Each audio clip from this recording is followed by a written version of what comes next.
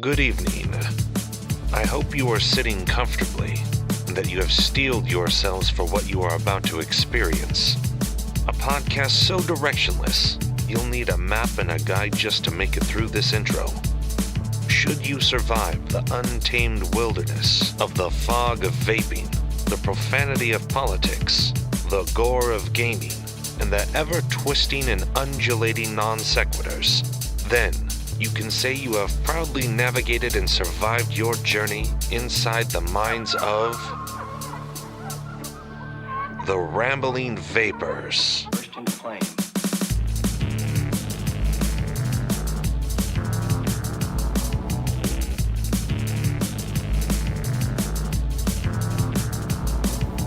And welcome. Why the fuck did you do a countdown? I felt like being a bit more professional. What can I say, Bong? I found it really intimidating. Yeah. Really? I just no. Okay. Anyway, when I was doing VO for Dave here, I wasn't getting any of that shitty countdown. It's just like we're just recording. No, but I did appreciate it set a professional level to the start, which I liked, enjoyed. Okay, well, welcome to Rambling Vapors, Season 3, Episode 2. It was originally planned to be the CBD special. We've got Dave here because he's been trying CBD, but it's not going to be as full CBD as we initially planned. So I suppose we should really just start off with the breaking news. Once again, we have the D-man in the house. That sounds really the D-man. I was trying to keep your name anonymized. The first time and going to be the last time I'm ever called the D-man. The doctor is in. Darkwing Duck. No, I mean the Dickwing Duck. the D-man. Is it like a really early version of G-Man from Half-Life? I don't know. Even the most impressed girlfriend I've ever had in my life would never call me the D-man. So I was trying to keep your name anonymized. You can call me Dave, it's fine. Dave. So yeah, Dave's back. Back again. And so the big news. I'm moving to Amsterdam. But Rambling Vapors will continue. Yes. So we're going to set it up so me and Bong can remotely record. So I'll be covering a lot of Dutch vape stuff and other Dutch stuff. What's the Dutch? Dutch vape scene? scene. Yeah, it's definitely that. Mostly stroopwafel, or stroopwafel, or stroopwafelen. No. Oh, pancakes and cheese and ham toasty. Cheese and ham toasty. Yes, the cheese and ham toasty vape is very nice. Oh my god. Yes. Cheese and, Oh, you like the cheese and ham toasty? Try it in your vape. Oh, tasty. okay. I don't want a cheese and ham toasty vape ever. I don't know. It might work. I want it to exist. I don't know if I'd use You don't need to be as close to the mic anymore. I've got the gain quite high up. Gain this. For the audio listeners, Bungles grabbed his cock. You sound like a BBC Radio 4 production. Yeah, I know. It's fun. So, yeah, basically, I'm moving to Amsterdam at the end of July because I've got a new job out there. So there's going to be a bit of a hiatus, and there's been a bit of a delay in getting some of the materials that I from some of the various suppliers that we wanted to talk about in regards to CBD. I've not received any of the stuff that they've sent me out yet, so it's all got a bit backlogged. So we're going to do like a more scientific approach to CBD next time when I've got all my facts and I can talk accurately and with confidence about the extraction methods and the CBD purity levels and so on of the various suppliers that I'll be talking about and hopefully recommending. I do think, even though this isn't a video podcast, you will need to be wearing a lab coat while you do it. Yeah, I mean, that's fine. But so yeah, we're going to plan to do that next time around, but we still are going to talk about our experiences with CBD and a little bit about things to look out for with CBD, and just some basic overview, really, and we're going to get into the nitty-gritty next time. But there is going to be a hiatus to that because I'm not going to be able to. So for the first month I'm out in Amsterdam, there's going to be a bit of a delay because I'm going to be in temporary accommodation for the first month. You're going to be living in Amsterdam. I mean, that's amazing. Well, yeah. But also, by the virtue of us even doing a podcast, it is, 2018, there's internet, there's all sorts of wonderful tech out there. It's pretty easy to get to and from. So, well, at the moment, right? So, yeah, completely. Yeah, it's gonna be good. It's just a wonderful, exciting opportunity. Oh yeah, no, I mean, I am really, really stoked, and it's a dream job. But yeah, it does mean that there's going to be a bit of a hiatus again. He's actually going out there to be a fluffer, which is wonderful. Yeah. It's always been no fluffer slash. He's just writing letters every week, and then this week he got a letter back saying, No, it's that's part time. The fluffer. He's also jizz mopper. Oh yeah, the wonderful at the cinemas. The ones where you got the little glass bit in front of you. You put the money in, thing comes down, little dancer's fingers. It's fine because I am. Do not get that. I'm staying in the tech industry, and I've got a really cool techie nerd job. But anyway, Sex robots. But anyway. No, come on. We're gonna learn a lot about Amsterdam. Not being a smutty place, but like good British tourists. We need to go to museums and other wonderful cultural. I'll tell you what, the Van Gogh Museum is amazing, especially when you have partaked. I'm sure it would be. It was brilliant. I fucking loved it, man. Vivid colours, I'm sure. A lot of stairs. I'm sure. But anyway, backing it on track. I will derail this many times. No, but I kind of need to talk seriously about what's happening with the podcast. Okay, I'll be quiet. Just need to get through this. And then, sorry to be the boring one, and the sensible one. God, I'm getting old. But no. So what I was going to say is there's going to be a hiatus. We're going to try and squeeze one in again before I go. Oh, God. I'm sorry. There's not going to. Oh man, I killed myself with that one. Sorry. The second the words came out of my mouth, I just knew I'd steered myself wrong. Back on track. Serious. Come on. So we're gonna keep it together. We're gonna try and get one more in before I go. Oh fuck! You can't say it now without it sounding like we're going to try and do another podcast. Yeah, we're going to try and record once more before I leave. And then the next one will probably be in September once me and Naomi are in our own property and a bit more settled, and I can get the recording stuff set up and everything. So yeah, apologies for the break again, but it's going to be a really interesting new podcast as well because I'm going to have lots of Dutch things to talk about. Dutch vape, Dutch weed, Dutch life, Stroop waffles, pancakes, ham and cheese. Oh, here Dutch we go. life. Hashtag. Yes. Oh, and Fibo. Fibo is an amazing fast food place. I love every time I go to Amsterdam, I go to Fibo. What is a Fibo? Fibo is a fast food place that is basically a cross between a fast food restaurant and a vending machine. Basically, you have a massive wall of basically little containers with doors with the price of the thing in and the description of what it is. It's basically designed for stoners, but Dutch. No English whatsoever. It's lucky dip if you don't speak Dutch. There is a counter you can go order shit from. But it's like, no. I'm taking my €2, popping it in here, open the door, don't know what I got. I've had so many weird things from Fibo, and all of them have been absolutely delicious. I don't like cheese, okay? I've never... Or eggs. Or eggs. And that is like let me put it this way. When there's a buffet and nothing's fucking labelled, I'm like... What's in the sandwich? Why not just tell us? You don't need to shout. You just have to learn the Dutch for egg and the Dutch for cheese. The Dutch for cheese is probably just K's. Or Kaiser. And the Dutch for egg is probably like over. Or I. Okay, well, it's a bridge we'll cross when we get to it. Is I French or German for egg? But I made a bridge too far joke just then. I didn't even realise. What did you say? It's we'll cross that bridge when we get to it. Oh, nice. So yeah. So like I say, that's kind of the big news, the big thing I wanted to get out of the way. So yeah, we're here this week. The main crux of the show is going to be about our CBD experiences, and there's going to be a bit more Amsterdam type talk as well, just because it's like the big thing that I've been doing consistently for the last week. But as is the usual thing, we're gonna kick off with the what we've been vaping section, and just run through any of the stuff that we've been tooting on, any new stuff. So I'll kick it over to you, Bong. What have you picked up recently? Recently, with you leaving Amsterdam, you've kindly donated me a load of your old vape gear. Yeah, I'm having a vape purge. Vape clear out. So I managed to fill a 50-litre really useful storage box with just vape gear. It's excessive. Yeah, it's like legitimately ridiculous. I came out with a couple of Avid vapes, Mech mods. Yep.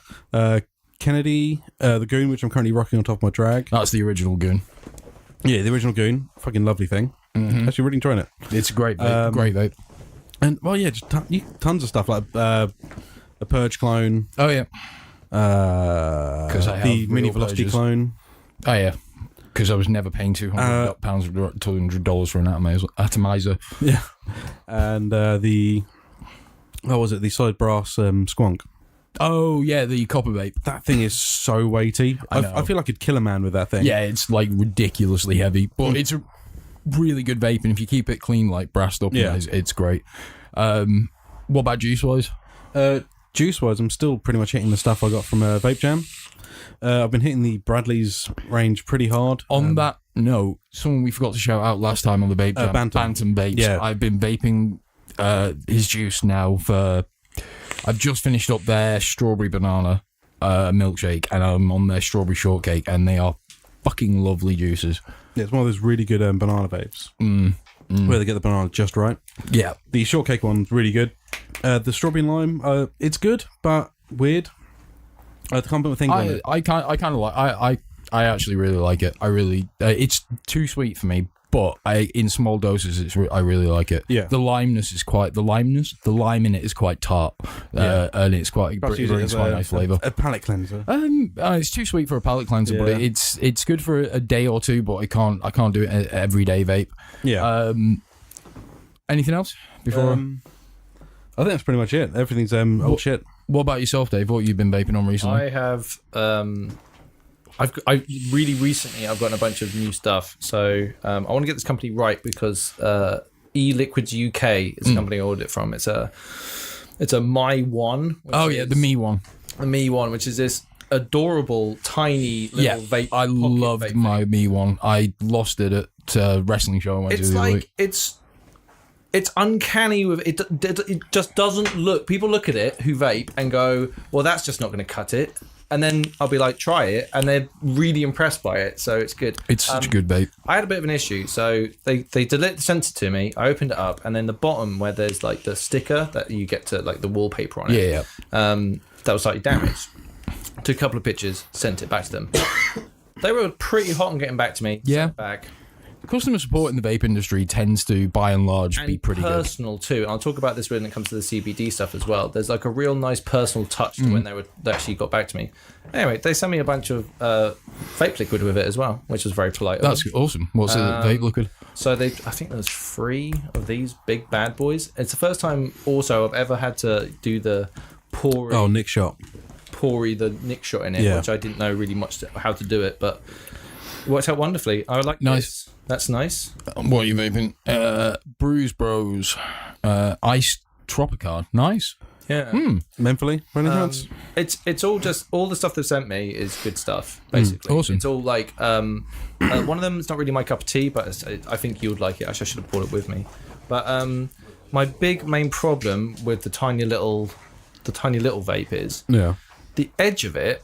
Okay, so the way you tell whether it's got liquid in or not is on the edge, there's like a level meter on the side. It's a really good idea, but I cannot tell where that line is. Yeah, you have to get it in the right light because it's really I've got hard. the habit of unscrewing it and lifting it out a little bit so I can visually see the movement of where the line is and then putting it back in again. But filling it up, not knowing when it's empty. Like if I was in a club or on a gig, I'm not sure I would be able to tell whether it was needed. I mean, I think so. I'll talk about it when I get onto me anyway, actually, because I'm pretty much done there. Well, okay. Also, Aztec CBD. Well, we'll come on to the CBD stuff when we start really talking about CBD proper.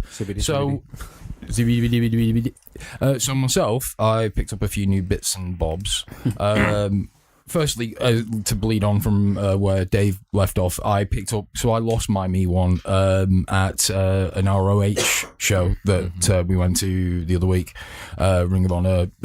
That's how excited Honor United. You were. Oh mate, it was amazing. Like it was inside a heated swimming pool arena, so it was like 110 degrees in there. What? Everyone was drenched in sweat. It was mate, it was insane because the sun had been on it all. Way, or is this just hellish? No, it was hellish. Like Naomi can attest. It was just like everyone like you've been swimming after. Yes.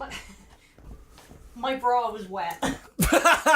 Well, so Naomi is sitting on one podcast. Everyone, it was legitimately beyond belief. So much so, like Cody Rhodes came out and thanked everyone for sticking through it because even though it was so hot, thank them for wrestling. Oh I'm mate, sure. like then when you're doing chops and there's just sweat flying everywhere.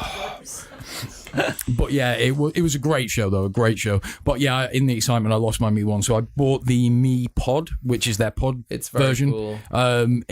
That's a little bit easier because you can take the pod out and hold it up to the light so you can see. Do you know what? I might get one of those. It's great. It's really great. I shall be ordering one myself on Monday. Yeah, because I need something. Some of my CBD stuff is 99 PG, so I don't really want to be putting that in one of my drippers. Yeah, this is one thing. I think I'm also using the liquid I'm using. I need to have something more of like a 50-50 almost. A bit more runny. Yeah, it does need to be. If that one is not. Yeah, because of the AIO coils that it uses, they've got quite small juice channels. To get it and get my hand on it and have a look at it, the design, it's genius. It's absolutely fantastic. It's such a clever little design. Oh yeah, I think they're great. My user issues, I'm sure, are really specific to me. Do you know what I mean? But the actual hats off to them. I mean, it's impressive, dude. There's a few good little things like that. So I'm really looking forward to that Resonation one to come out. Though. That's fucking awesome. I also picked up a Lost Vape Furion. So there's a lot of, it's Furion, and they've even gone it's named after. Yeah, it's named after the Furions that from the sequel to Pitch Black. Oh, Chronicles of Riddick. Yeah, so it's actually this like is that so race. Bling, by the way, it looks like a lightsaber. Yeah, it's brass and Ultim. I come down on the side of liking Ultim in certain situations. Yeah, I like it with the brass. I think it offsets really nice. And it's a squonk. It's a really good squonk. The best bet. Yeah, that's how you fill it. You just squeeze a bit of juice in. Don't over squonk it though. Oh, and the squonk system on that is fucking amazing. This is what a squonk system is. Yeah. It's like a little reservoir and you squeeze it. Squeeze and it goes up into the top. As well, Dave. Yeah. Like we've both got one of those. We picked those up at Vapor Expo. Man, vaping has moved on. Also back on Vapor Expo. Big shout out to eSig Wizards. They actually got us. Well, we won their competition for all the tickets. Yeah, that was. So again, big shout out for putting them out. Otherwise, we wouldn't have actually ended up going to that show. Yeah, that was really cool. You won a competition. Yeah, we won it. We both were the only people who entered, and we both won. I love that. Yeah, I've heard this loads of times. So the job that I do at the moment, we run competitions on a TV channel basically, and you'd be surprised at how few people enter those stuff. Like, really, you can win by being the only ones that enter. You know. Anyway, where were you?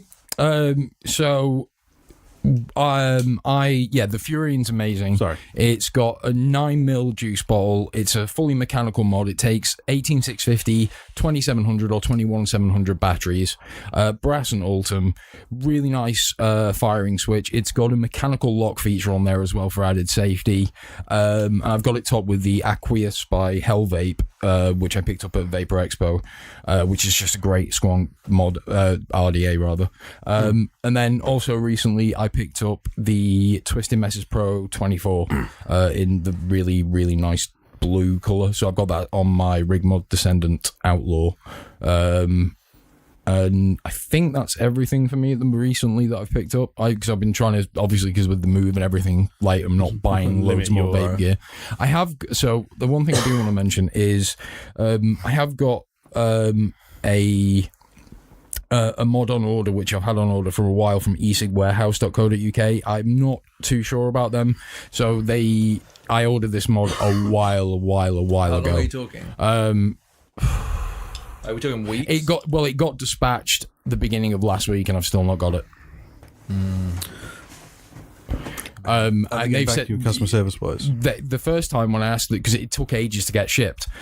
First time I asked them when it was going to get shipped, they basically came back to me and updated it to shipped. And I've not I've emailed. I can open the dispute on PayPal. Let me put it this way, right? When I got in touch with eLiquids UK, the guy that got the email back, he's just said, send it back to us, and once you've sent us the thing saying you've sent it, this is the first. Send it back to you. Right? This is the first. They did 24-hour fast travel. Yeah, this is the first time I've had a problem with any kind of vape supplier. So I'll keep you guys posted on how this all plays out.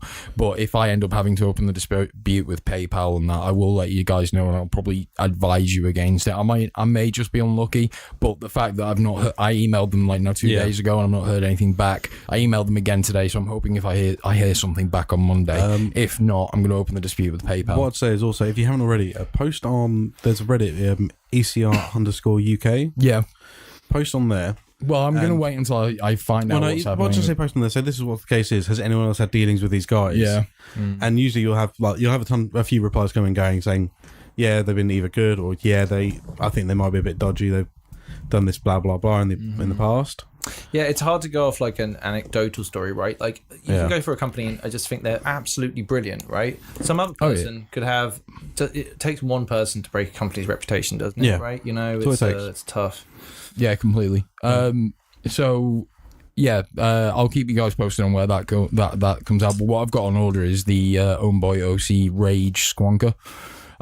So hopefully that should come soon before I go, because like this is the thing is, I mean, I've got a month yet, so if it's not here by then, I'll be like really, really fucked off. Yeah. How are they, have they given you any courier details or anything? Nope.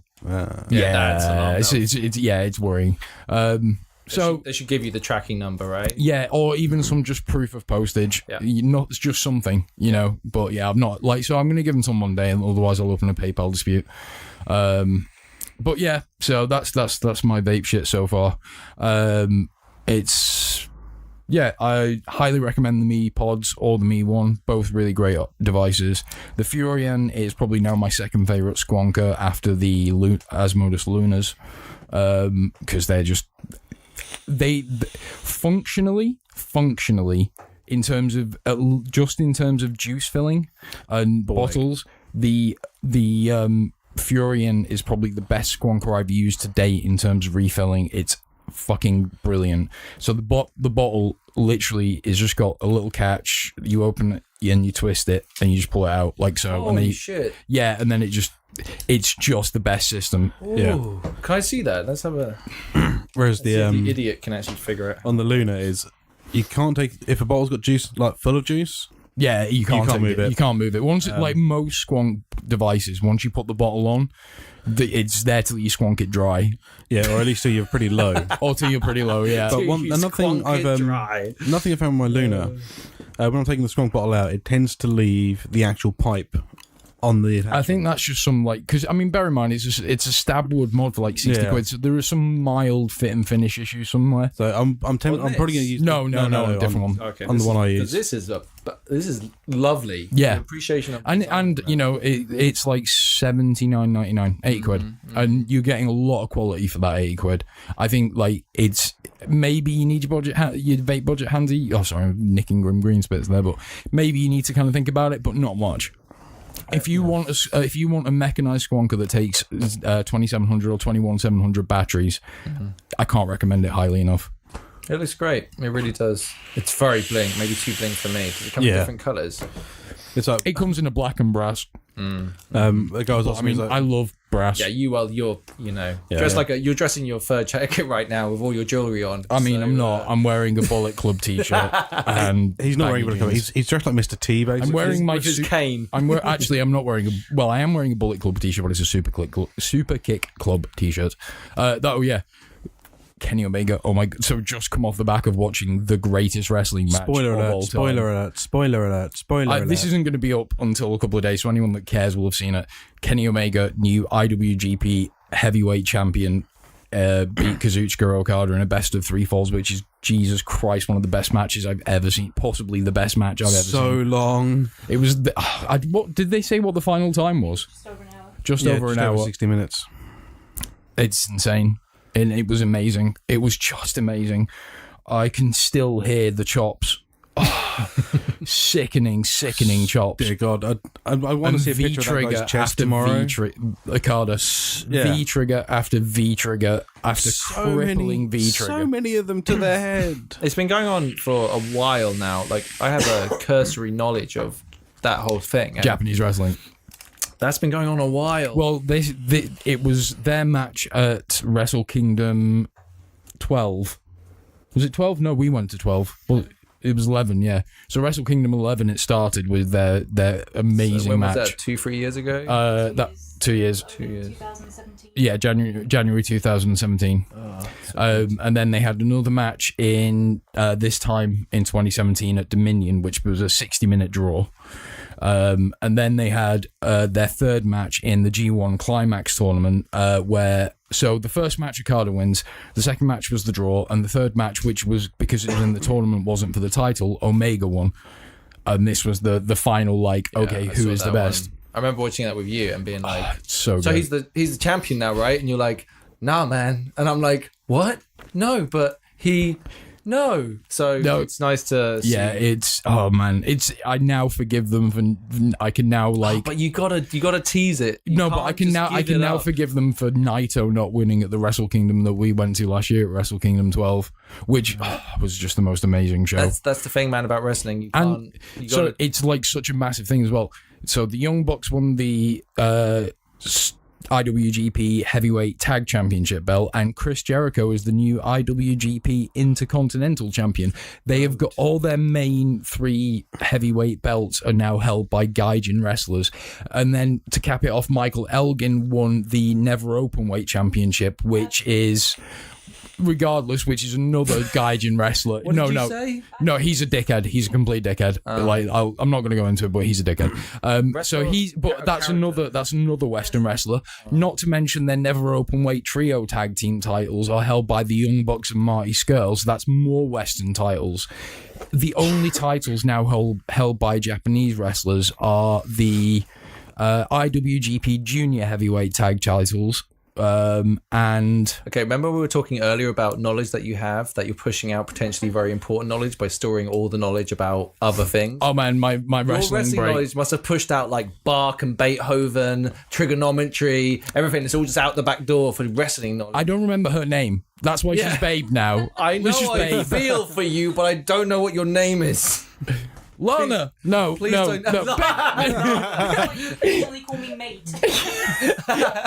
All right. Does he mean mate and in the sense of as in all right mate, or as in hey, you're my mate? I suppose it's open to interpretation. Yeah. But yeah, so Are you my housemate? it's all right. I mean, our combined wrestling knowledge is probably quite vast. Not to mention, so most nights, in fact, every night, I listen to the Wrestling Observer Radio and the Wrestling Observer Live podcast, and then I listen to the Brian and Vinny show, which is Brian Alvarez, the guy who wrote Death of WCW. I also listen to the Filthy Four Daily Show, which is Brian Alvarez and Filthy Tom Lawler. Addiction is a terrible thing. It's a terrible thing. You know, I'm constantly reading Wrestling Observer There's articles. too much wrestling. Like There isn't. There isn't. Like literally, Do you watch Raw or SmackDown? No, only when it's major. I watch all the big. I watch Pay-per-views. NXT weekly. Excellent. We watch 205. We watch all the New Japan shows. We watch, although we've got to go back and catch up on Best of Super Juniors. We watch all the big WWE shows. We watch the important Raw or SmackDowns, and we may watch it occasionally. And then we'll watch like bigger ROH shows. Although I am going to subscribe to ROH World when we get over to the Netherlands, and also going to subscribe to Stardom, which is one of the Japanese women's wrestling federations. They have an entire division just for women. No, entire company promotion that's just women. Yeah, that's cool. And it's amazing. Stardom's like really, really good. Oh, I hope they don't like uber Japanese. No, it's just the best women's wrestling. It really is. Oh, that sounds great. Great. That's where Asuka came. Sorry, I mean, sorry. I visualized it in my head. You know Asuka. Yeah. Asuka. That's where she came from. Stardom. Oh man. And they've now got Kairi Sane from Stardom, and Io Shirai is supposed to be coming over as well. I don't think I would fanboy out over many people now, right? I'm 34 years old. I don't think I'll fanboy out many. There are certain wrestlers that I would fanboy out so hard if I met them. And a lot of them are women's wrestlers now. Like if I was in the presence of Sasha Banks, I would not put one word, it would be like, You're very good. That doesn't express my feelings on the matter. It was like at ROH. I got to meet Hiroshi Tanahashi, Emma, or Tennille Dashwood, as she is. Is she cool? She's fucking awesome. She's lovely. She's really nice. She's really lovely. Tennille Dashwood, the Young Bucks, and Evil, and I got to hold the IWGP Heavyweight Tag title, or his half of it. Are like wrestlers like? And I've met Tetsuya Naito. Bigger people. I know that sounds like a dumb statement, but are they just physically like you're just like?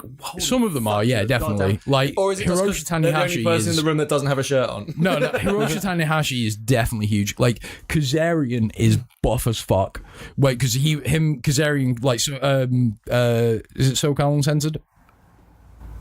Yes. SoCal Uncensored, which is Kazarian, Christopher Daniels, and the other one. What's his name? The other one, Scorpio Sky, like they were there just like Kazarian and Daniels, Kazarian and Scorpio had their shirts off, and Kazarian is just fucking built. I get really gay watching wrestling. I'm like, look at that guy, Jesus Christ, look at the fucking body on him. I'm married, by the way. You know what I mean? Like that's how. Yeah, I mean, as regular listeners to this podcast will know, I've ranted about wrestling on here, end. I just don't even bother. There's some guy right now clicking the next 10 seconds. Yeah, button, desperately waiting for the end of the wrestling. I can't help it if it bleeds into the podcast. Sometimes it's just so much of my life. I mean, I traveled to Japan to watch wrestling. When wrestling's bad, it's the worst. But when wrestling's great, there is literally nothing better. There is no purer, better form of entertainment. That match today with Kenny Omega and Kazuchika Okada had so much emotion baked into it, so many little stories that played off the previous encounters, and it's such, when it's done at its highest level, it's such an amazing art form. When it's your guy, if it's your guy and it's like, or girl for that matter, getting to earning that shit and then being recognized for it. It's so good. It's just such a, like, I wish people would see past the Attitude Era did a lot of bad PR for wrestling. I fucking loved the Attitude Era. I didn't really watch it during Attitude Era. The Attitude Era, right, here's the thing. The Attitude Era had The Rock, Stone Cold, and Vince McMahon. If it didn't have those, there's virtually nothing else. We went back and we listened to Brian.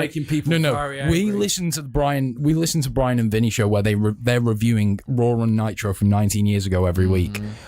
We went back and watched Raw from the start of the Attitude Era to about 98, didn't we? 98, 99. No, we must have got to 2000 because we watched WrestleMania 2000, the fucking shitty 4-way main event. Yeah, so we rewatched a large portion of the Attitude Era, and it was terrible. Yeah, apart from wrestling, right? There was some good wrestling here and there, but it was just shit.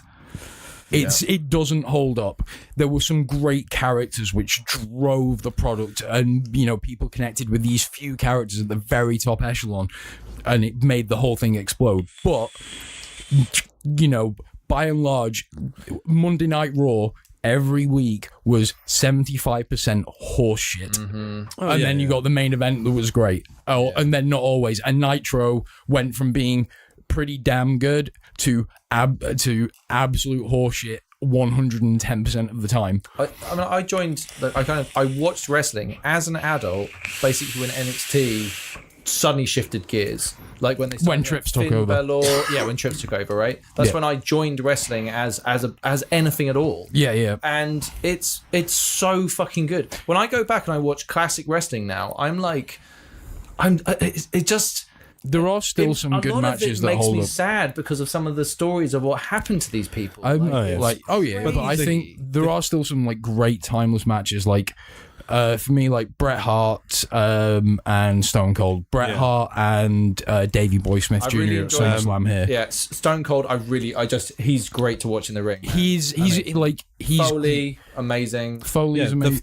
The Mankind Undertaker in the Hell in the Cell. Yeah, I mean that's the round that one. Ridiculous. I do love that match. But I also kind of I see it as well for what it did to Foley. Not just for what it did to Foley, but for actually what it did to the industry, because it's one of the things that you could actually, and I don't mean to sound, because I love Foley and I love that match and I love the Undertaker, but that match set a bar with those extreme bumps, and it's kind of what fueled a lot of the bad parts of the Attitude Era, all the headshots with chairs, everything. Dude, the blood. Let me put it this way, okay? When there was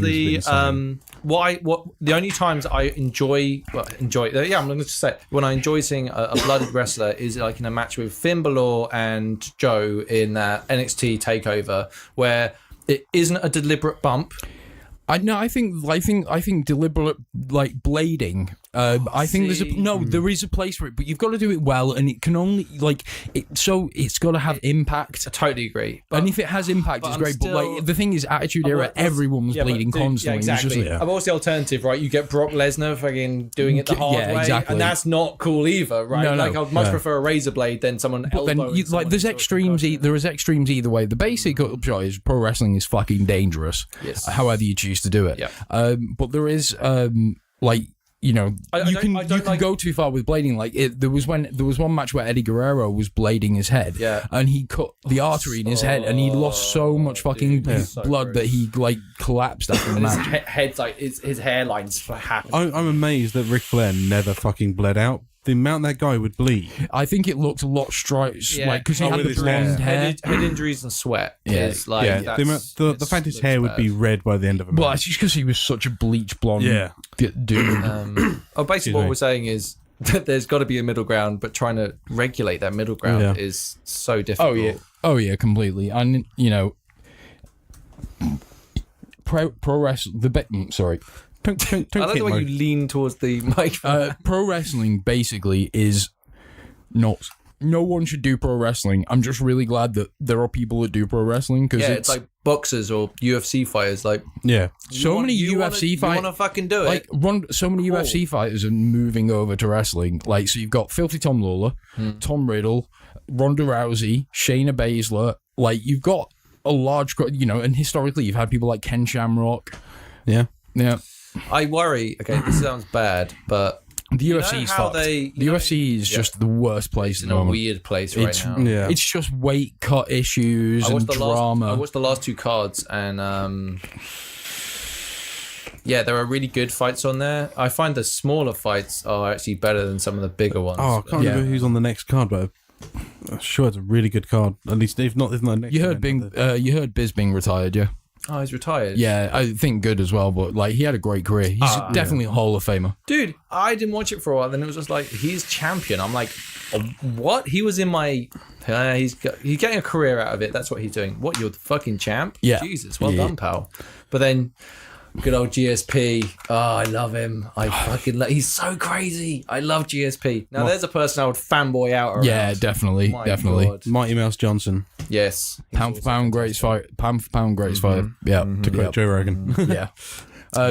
Anyway, I think we're gonna take a break, and when we come back after the music, we shall talk some CBD nonsense. Have you got any music lined up? No, not yet. I'll make a decision afterwards and put it in the notes. Thomas the Tank Engine version. Oh, the one that we always play on Discord.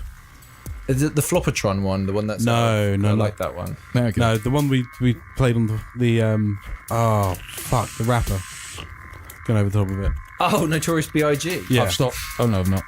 I thought I'd stopped. The Notorious B.I.G. Thomas the Tank Engine. Right.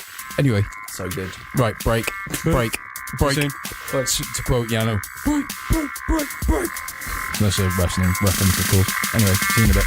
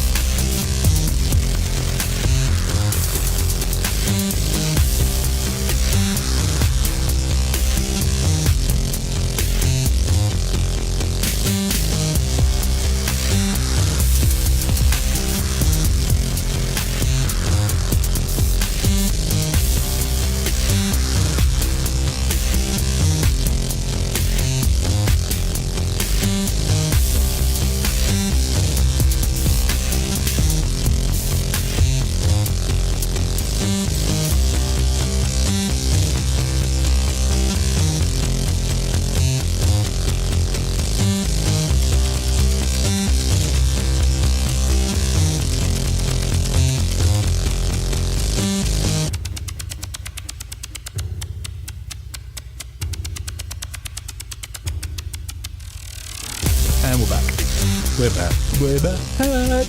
Right, yes, so, what we're back with.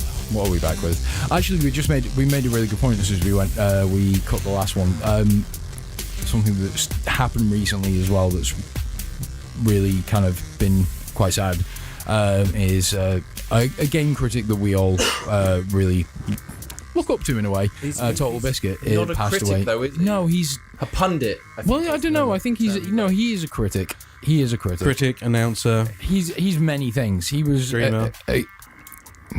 If you're not aware of him, then you probably haven't been on the internet playing games a while. You know what I mean? Like, he's one of those. Yeah. He's the absolute granddaddy of a lot of things. Oh yeah, completely. He was an amazing personality, an amazing a beacon of integrity. A legend. I think he won the King of the Internet at one point. Like, he was a beacon of integrity. I don't actually think we've mentioned his name yet. TotalBiscuit. I did say TotalBiscuit. John Bain. I can recall you saying TotalBiscuit. Total John Bain Biscuit. He'd been ill for a while. Stage 4 cancer. Yeah, and it's like he was definitely suffering towards the end, right? Like, but even being fought. Yeah, he made it. He did it publicly too, right? Yeah. Like, he went on podcasts, he spoke about it. The brass fucking balls on that man are unbelievable. Like, to have legendary courage to go through that and to fight to the very bitter end. And he was very good at fighting cancer. You know, yeah, man. You can't say he lost the battle. He fucking he kicked cancer's ass for like 4 years. Just what a fucking hero! Like, you mentioned it earlier, integrity. I'm like, whenever I think of him, I'll literally just goodbye, Naomi. Good night.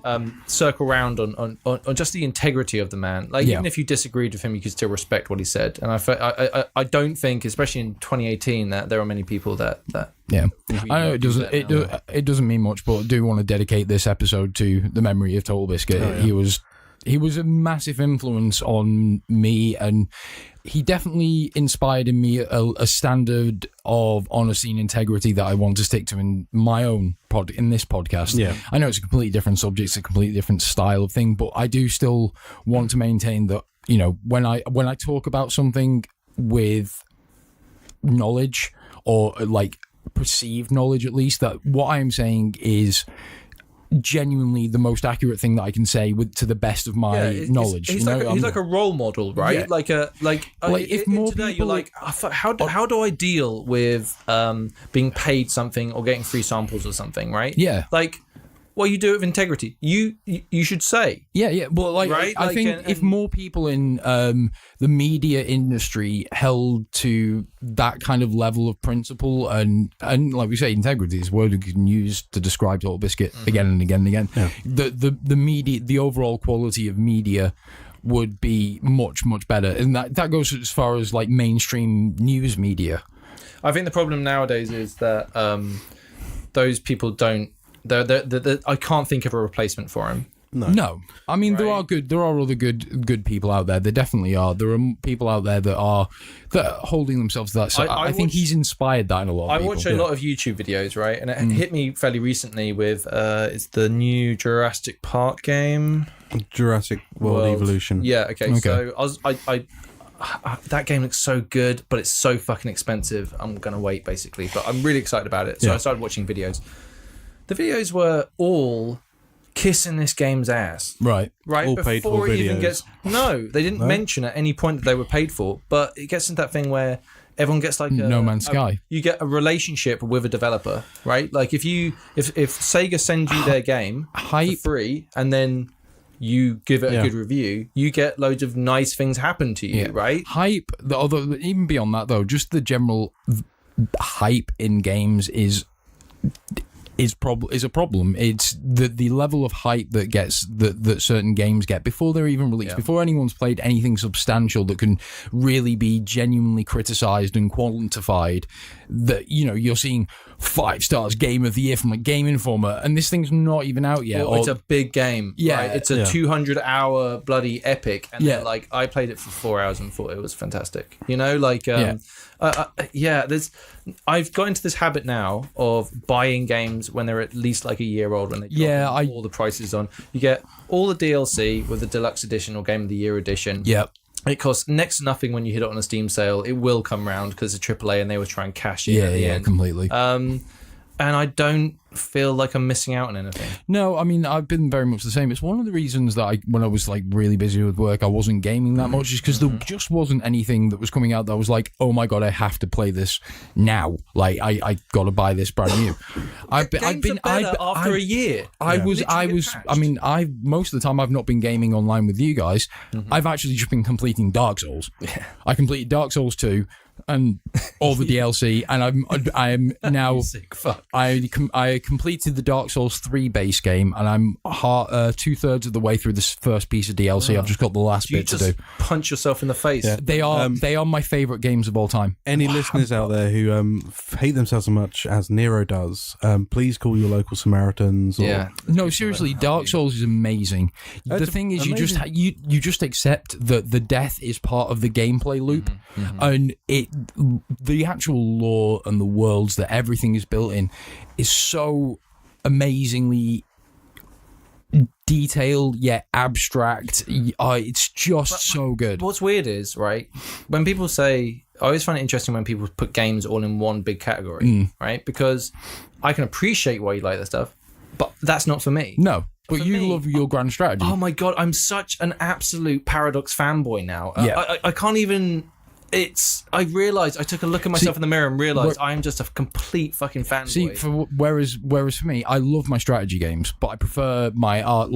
I love StarCraft, but one of my favourite strategy gaming experiences was playing Shogun 2 Total Warrior, the co-op campaign with you. Yes. That was so fucking great. Oh man, we should try and do that while you're in Amsterdam. Yeah, that would be awesome. Any Total War co-op would be like fucking brilliant. That'd be excellent. Yeah, it's a lot sitting around, unfortunately, in that game when it's not your turn, but at the same time it's the fact that you sat there having a couple of beers and you're chatting and you're strategizing. The fact that you give units over, I think, makes a big difference. Completely. That really also adds. Really love to do a big Hearts of Iron. I still love Hearts of Iron. I've been playing Hearts of Iron again. They've done loads of really big updates to it. I mean, sort of do perhaps one on the scale of what we used to do for Civ, but Hearts of Iron, and not even to necessarily decide, because when I played it with guys with us online before, we've all gone the same route of one.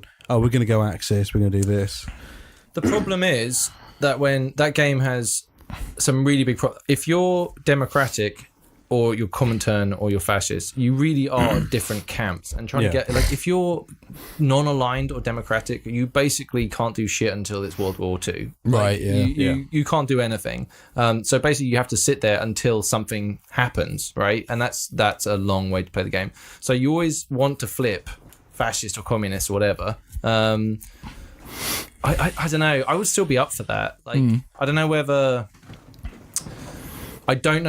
that would be a good game to play versus in a friendship group. No, because of how protracted it is as well. It's also, you can do crazy shit like just land. You have to defend all your coastlines, and it's so micromanaging. Yeah. You wouldn't talk to anyone. It would just be. It wouldn't be very social. Perhaps we'll do a joint one. We'll do it on the Kaiserreich mod. That was a great mod for that. Still is good. I'll tell you one game that I have been playing recently while we're on that subject. It was one of the first things I bought when I picked up my new rig. I picked up Warhammer 40k Inquisitor Martyr. I remember you saying about this. It's like it's Diablo but 40k. It's still, I think it's actually had its final release now. But I bought it in early release, like early access. But fucking hell, I mean, I love 40k. I'm a 40k nerd. I fucking love the lore so much. So if there's anything even close to competent game in the 40k universe, I get really excited about it. So I may be a little bit biased in this, but I've been really enjoying it. The combat looks really satisfying. The writing's good. Games Workshop make good games now. Yeah. Some. Now that's not a statement that you can. There are exceptions, definitely, but they do actually make good games. Well, they've changed the way they do the licensing since the fall of THQ. They're basically licensing out bits of their lore to other people. So someone might get a chapter of Space Marines, someone might get like the Inquisition, someone else might get like a particular novel or something. So that's how they're approaching the licensing now. So it does mean you are getting some really good games, but like if you look at the mobile market especially, there's a hot lot of steaming chaff on there that's 40k branded. Trying like 40k chess. I thought mobile gaming definitely has gone up a notch, but trying to filter out the shit is Steam's got that bad as well now. Like Steam, like I am sick of seeing, you know, either JRPGs. 30. Well, I love JRPGs, but like 30, you know, RPG Maker games or games from like 30 years ago that have finally been ported. You know, just again a hot steaming pile of chaff. Yeah, but what about the Japanese boyfriend/girlfriend games? Yeah, I mean, have never played. I'm such a Japanophile, so I'm down. I would like to play a really good version of one of those. What, dating sim, you mean? Yeah. But like, aren't there ones that have very weird, like they appear to be one thing and they turn out to be there's like something Doki else? Doki Literature Club, which is like a happens in hero. Doki- we shouldn't do this on the podcast. No, It's basically it's a psychological horror. I played a bit of that, and then it was just like I'm just doing these fucking poems and making different girls happy. I knew that there's something else, but I'd already done it twice or something. Yeah, and I was tired. So I mean, like there are some really good. So my favorite dating sim kind of it's actually the term is visual novel, not really dating sim. This is a new low for the podcast. No. It's there's a fucking fantastic anime based on this. A lot of really good animes are based on visual novels because they're not all just like dating sims. There normally is that element to it, but some of them are genuinely visual novels. They're like multiple choice things. So there's one series called Fate Stay Night. So they did a anime of Fate Stay Night. The first, so it's got 3 different main pathways, like 3 different endings. They did an anime based on the main ending back in the early noughties, I think. They did an anime in like 2010 sometime of the second pathway, which is called Unlimited Blade Works. Then now just recently while we're in Japan, they were advertising one based on the final pathway. And the animes are fucking amazing. I would like the first one's not so. The first one's okay, but if you watch Unlimited Blade Works, honest to God, it's amazing anime. That's weird. It's genuinely great, and it's a great visual novel as well. And I love that anime. It's got so much feels. It's so good. I've been speaking of anime, I finally got round to watching a whole shed load of One Punch Man. It's so good, isn't it? It's so good. Finished it yet. I haven't finished it either. I've watched it. A bit of a slow point, to be honest. I like that beginning. I've watched it from start to finish twice. I can see why. Like I kind of raced through a lot. Naomi fucking loved it as well. Oh, it's so funny. Like it's so good. It's just the best. It's literally the best. It's so funny. The comedy in it is just perfectly and the little on point. lore stuff where he literally ends every single fight, even if he doesn't kill someone, it is still just one punch. In the fight, right? Like, it's the final fight. When you see the final fight, it's amazing. He just wants to find someone that will take him on. That's all he wants. It's so good. Yeah. It's like everything about it is just so fucking good. It's such a good send up and parody of things like Dragon Ball Z. Without spoilers, is there going to be a second season? I don't know. There's way more of the manga. Okay, it feels like there is a lot more to it. What's the thing that Netflix did that everybody that loved the comics hated, and Netflix made it? Death Note. No, Death. Oh, you mean the live action Death Note? Yes. So the anime Death Note is fucking brilliant. Okay, so I watched it with Susanna. And the live action? I really enjoyed it. Watch the actual animated version. Okay, and I'm gonna explain. Because I know this is controversial. It felt like I understood that they were skipping through loads of storyline. Yeah, I was aware of that while watching it. It's so worth actually watching Death Note or reading Death Note. I enjoyed it. It was okay. Yeah, but I think that I can understand why you would say that having not seen the original, but once you've seen the actual anime or read the note, like the detail that they skip over is some of the best like meat of the. Yeah, there's a guy at work who really loves Asia. Like he loves Asia. He's like me. I'm completely. He was when I said that I quite enjoyed it. He was. I went off. I might as well have pooped on the floor. Well, I went off at Chris Window because he said he liked the live action Ghost in the Shell. I haven't seen it yet. I don't want to see it. I have mixed feelings about Scarlett Johansson. I don't like Scarlett Johansson's politics, but I love the Ghost in the Shell films. Like to look at Scarlett Johansson. I like to look at Scarlett Johansson. I love the Ghost in the Shell films, but where my heart, I love Ghost in the Shell standalone complex. There's 2 series, and they did Solid State Society, which was the film at the end. that's like the peak Ghost in the Shell for me. It's just it's all so well cast and like it's brilliant. It's Is it live action? No, it's anime, and it's intelligent. It's political. It's got genuine intrigue, and I think it's brilliant. Especially the second season. It's got so many twists, turns, and just a great plot. Have you seen the live action version of the Ghost in the Shell? No, I don't want to. No, you're not. I don't want to. I mean, I may watch it at some point out of sheer interest, We but should watch it after the podcast.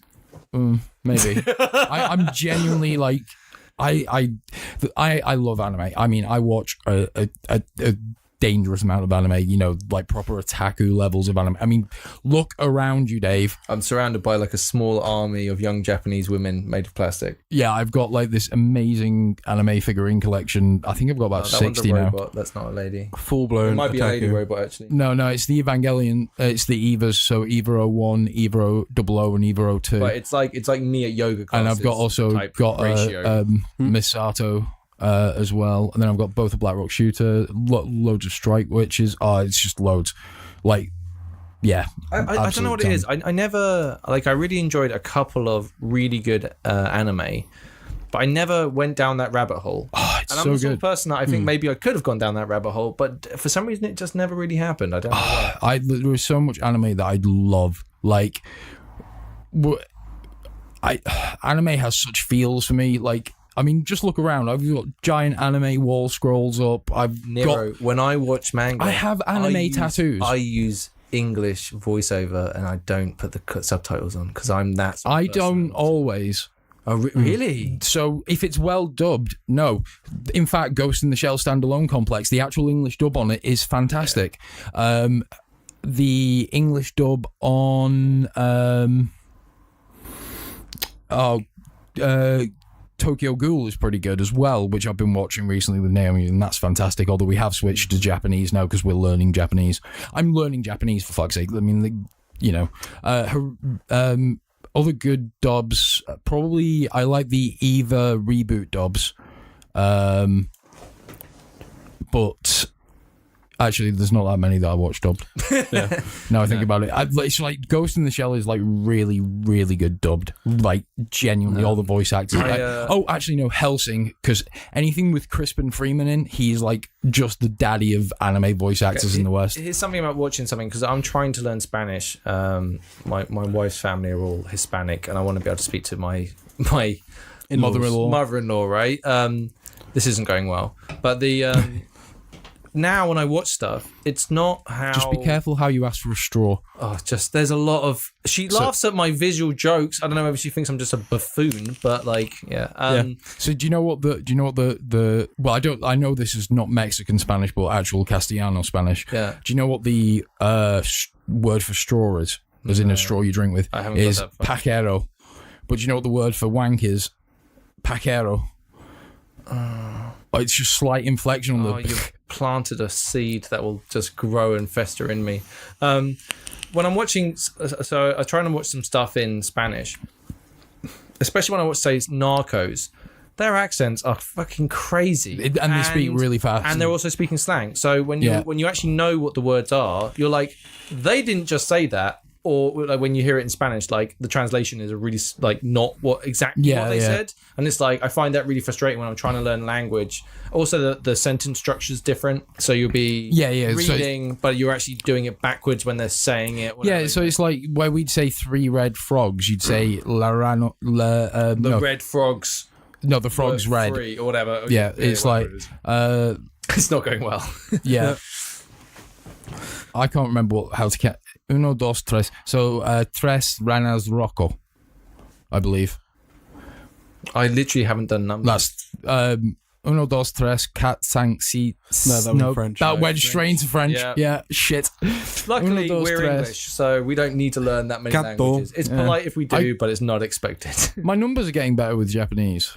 I feel like I'll be a lot better if I have genuine people I want to talk to that are that speak Spanish, because I'm completely in a bubble with an app and it means nothing. It's really tough. Even the app is really hard because it doesn't teach you rules. No, it teaches you it will teach you a bit of the sentence structure. It will say whether you're wrong or right. That's pretty much what it does. I don't know. Anyway, shall we talk some CBD? Yes, definitely. I was actually about to bring us round to that. So, as we mentioned,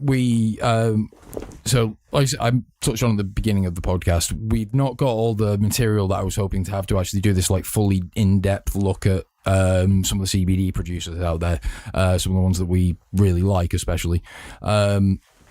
So rather than that, we're going to go from a more broad spectrum, just talk about our experiences with CBD, especially Dave, because he's recently ordered some to kind of talk about on this podcast as well.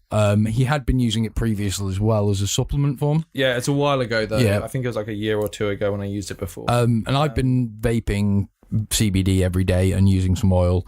And what have you been using yours, Bong? A little bit. I find the ice mint on that Aztec one's a bit too much mentholy for me, and my coils and cotton were horrible. Oh, okay. Yeah, the one thing I will say, CBD brutalizes coils, definitely. I've been using some Bradley's apple butter cake or whatever it's called in my Me Pod. Yeah, isolate, isn't it, that one? No, I think his is full spectrum, Bradley's. Bradley's isolate. No, I'm sure it's full spectrum because it's cloudy AF. You're thinking of the TMB notes stuff that's isolate. Yeah. So first off, as we're talking, let's just go kind of give I know we may have touched on this last time, but the difference between full spectrum and isolate. So isolate is where you do an extraction of the CBD, hence the name isolate. You're isolating the CBD and removing it from the overall cannabis content. And typical, like most CBD has like about a 0.2% THC content on average. So that's the way. That's what an isolate. Will that show up in the piss test? CBD, I don't believe so because it's THC. Will barely show, and if it does, it won't be enough to actually trigger as this. So isolate. I'm the guy taking it, and I'm asking questions about it. It's not. So that's what isolate is. It's an extraction of the isolated CBD. Now the full spectrum still leaves in some of you get the terpenes from the cannabis, because they did a lot. There've been some studies done which actually show that there are certain people that isolate might be better for, because if you're measuring out like very precise doses to the microgram, then isolate might be a bit better for you. But full spectrum, they've done studies with the terpenes included. Terpenes is just like the raw, the kind of plant mattery stuff. It's not like any more like psychoactive in any way or anything like that. But there's like cannabis is the weird wonder plant. It's got some certain chemical reactions that happen alongside those terpenes, and the studies show that people have found more benefit from CBD that contains the terpenes, so full spectrum CBD. The benefits, like me trying to look into it, it's in that place where they can't say it does X, Y, and Z because it's not all the evidence. If you look at a lot of the anecdotal evidence of people using, there's, especially when it comes to things such as seizures, epilepsy, and for myself, things like joint pain, it's been really good for, like really, really good for. Okay, so I basically, we spoke about the fact that we're going to maybe do a podcast, and you wanted me to kind of come in and talk about CBD, right? Well, because I remembered you used it. Yeah, so I basically went around and went, okay, let's try and look at the market. So I ended up going with Aztec CBD. They're like our experience. Like a bigger. No, he's reasonably I've been talking. This is actually one of the suppliers that I'm waiting for some materials off. He has sent it out. Unfortunately, it's just not arrived yet. But no, I've been talking. I've been talking with them. In fact, if I pull up my emails, I can tell you exactly who I was talking to, because I can't remember right off the top of my head. I know who I was talking to. I was talking to a guy called Sam. Okay, not that email inbox. That's work. I don't care about work. Not right now. And I have handed in my notice, so you know. Sam Khan. Mm-hmm. Yes, and he's the guy we spoke to at the. He is a very friendly chap. Right? So he actually he started up the business from the ground up himself. Really? It's a proper ground up operation. I mean, he's got other businesses and other things, but him and his family identified. I think it was his brother. Was it, Bung? Yeah. They identified this gap in the market for the particular type of CBD. So he does full spectrum CBD. Yeah. and they built this from the ground up. So he does everything. He does his own branding. He's like a real powerhouse. You can tell, right? Like it's a very personal. Like when I was talking about before with the other vape company, it's a very personal thing when I was talking to him. Yeah. Like I wasn't speaking to a bot or like a customer service person. Right? No, like he let us try his full range while we were over in so you've the met Vape him? Expo. Yeah, we met him. That's hilarious. Yeah. That's hilarious. If you haven't tried the ice mint, I have tried it. So Bungle got some of the ice mint from him, and I got some lemon haze, and it's really, you can tell it's good quality, full spectrum, straight from vaping it. Now, like I say, he's going to send me all over the details, so I'll actually be able to talk about the batch analysis of the products. So you can see what levels of what are in there. Right. But from first-hand experience, in terms of I love his branding. I love. It's a cool name. It's a cool name. He's got a really good kind of. He's doing a very specific limited range, or not limited, but a very specific targeted range of products which are well targeted. Speaking of that, right? Because we're talking vaping. I went for the little concentrate thing, right? Yep. Because I was just curious about that as a product. Did I get my one from Aztec, or was that from C21? C21 gave you that. They gave you the tiny little sample bottle, didn't they? Yeah, I've got some. It's like 1,000 milligram, something like that. Okay. So I want to caveat a whole bunch of what we're about to say. Mm-hmm. So I've been going through quite a lot of life changes recently. So I started yoga back in October. I did that like 2-3 times a week. Went hard at that, and now in the last like 6 weeks, 2 months, I've joined a gym, and I am like going to the gym 2-3 times a week. I'm eating good food. I'm kind of like, I'm not a big guy at all, but I'm basically just getting my shit together. Yeah. At the same time as this, I'm also upping my like fruit and vegetables. I've got matcha tea every day. I'm generally doing all this stuff. So on top of that, I add to that CBD, right? So I'm feeling pretty good at the moment, and I can't honestly give you like a scientific, it's anything to do with CBD, right? Like the actual taking of it, it's really straightforward. You get a little pet, you put it in. I actually quite like the taste. So same, so do I. I also found I needed to. I think you have to be a stoner though to like the taste. Well, maybe, I don't know. Like, there's something comforting and herbal about it. I just like the taste. I like the process. Almost. It reminds me of a Turkish liqueur that I had when I was younger that my dad's old fiance her parents gave to us. Mm-hmm. So I can't honestly say I've had any benefit from it, but I've added it to my daily routine, and it's not unpleasant to do. And if any of the stuff that scientifically they're talking about is anywhere near true, then it's probably worthwhile. So I don't know.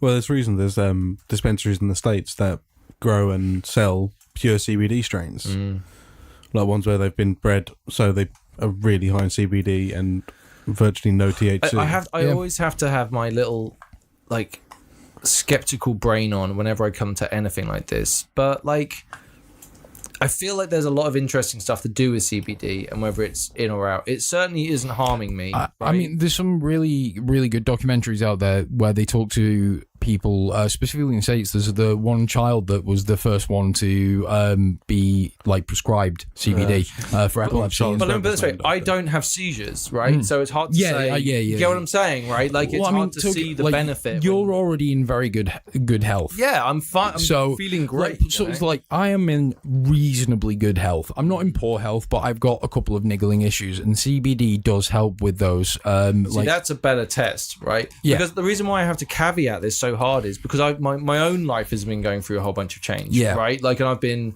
having wins, and I've been having I just had a podcast get released, and people like that. So we'll give them all the details at the end of the show. I'm in a really good mood, and my physical health is good, my mental health is good. So trying to like look at that and being like, and be objective about CBD. And in fact, I don't think it necessarily has anything to do with it. What about about a year ago when you were taking the supplements? Okay, so when I was taking the supplements about a year ago, I would say like, I'm rubbish and I kept forgetting to do it. But I generally felt pretty good. I've had some like pretty severe back issues, so like inflammation, things like that. Well, you've had the same surgery I had. Well, there's a lot of my body, my own bad, basically. Oh yeah, completely. I've treated myself like shit over the years. If your life is anything like mine, I wake up, I get in a car where I sit down, and I go somewhere where I sit down, and then I'm not I far get removed. back in my car, and I drive back to somewhere where I sit down for the evening, then I lie down, and that's my. So I mean, that's my life. I work from home a lot, so a lot of the time I get up, I sit at my computer, I go to bed. Yeah, that's it. That's like it. Yeah. That's like literally. And sometimes I'll sit at my computer, like when we've had major issues and that. I've been sat at my computer for like 3 days. You know. Yeah, totally. And it's human beings aren't really built to do sit. that. I mean, I have a standing desk at work now, and I walk to work every day. So I'm like, I'm making the temporary accommodation that I'm going to be in when I move over to Amsterdam. It's a 5-star Marriott like managed apartment. I've got access to a pool and a gym. Oh, nice. So I'm going to be doing like stakes and weights. Yeah, stakes and weights, but making those gains, bro. In regards to the whole lift, bro. Standing CrossFit, bro. Oh fuck it. No. So I've for the past month or so, I've been wearing nothing but Vibram 5-finger shoes. They are cool. And like literally, I think I've worn different shoes once when I went to London. I've been wearing. Actually, no, I was even wearing my fucking 5 fingers then. I've been wearing Harley Davidson boots. And seriously, like, I'm finding them so comfortable. I don't like wearing normal shoes. Well, it's insane, and I'm finding my posture is improved because I'm actually having to, when I'm standing, I'm actually using my feet rather than a slab. Yeah, I found I became really unaware of what my body was up to. Like, I just had no idea. Like, so basically, my wife she does yoga. She's definitely not like yoga, but she did yoga. So I was like, I'm gonna try it out. So I found a beginner's course near where I lived. And basically I did a 6-week beginner's class into it, and it's fucking life changing. Like, I can't recommend yoga enough. You have to maybe find the right teacher. Yeah. I also have to find the time. Well, this is one of the things. So my new job, I have no overtime or on call. So I get my free time back. What? Yeah, because they've got. What are you gonna do? They've got follow the sun. So as soon as you finish for the day, that's it. You're done. What? I've got my life back. What? That doesn't sound right. I know, right? That doesn't sound right. Are you sure? Yeah. That doesn't sound right. Not for your job. And I'm getting 66k for the privilege.